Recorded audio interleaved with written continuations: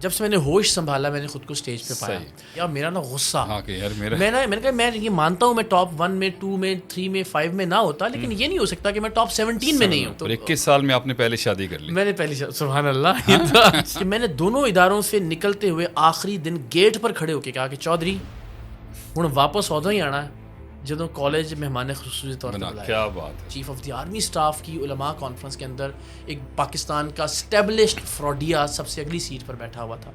شروع کیا کہ جناب جو خواجہ معین الدین چشتی علی حجویری جو تھے میں نے کہا جناب جی معاف کیجیے گا کہ اگر ان میں سے کوئی بھی ایک بہتر جماعت ہوتی تو آج یہ حالات نہ ہوتے جو اس وقت پاکستان کے ہیں. ہر ایک اپنی باری میں جو ہے نا وہ اسٹیبلشمنٹ کے ساتھ 1 پیج پہ فخر کرتا ہے اور جب اس کو نکال دیا جاتا ہے تو وہ اینٹی اسٹیبلشمنٹ ہو جاتا ہے. لیجیے ملٹری کورٹس کی کل تک خان صاحب جو ہیں وہ تعریفیں کر رہے تھے اور آج انہی کی جماعت جو ہے وہ اس کا شکار ہو رہی ہے.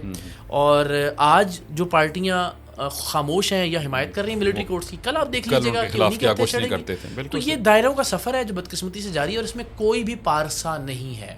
پہلے تو طے تھا نا یہ پی ٹی آئی کا چینل ہے یہ نون لیگ کا چینل ہے اب سارے جو ہے نا وہ بڑے گھر کے چینل ہیں. مجھے کچھ اصول ہیں جن پر ہمیں متفق ہونا چاہیے. ملٹری کورٹس بری ہیں تو بری ہیں وہ کسی بھی کیس میں اچھی نہیں ہو سکتی. تیسری چوتھی دہائی تھی شاید پروگرام کرنے کی بس میں طارق عزیز تھا تب وہ طارق عزیز شو اور سارا کچھ.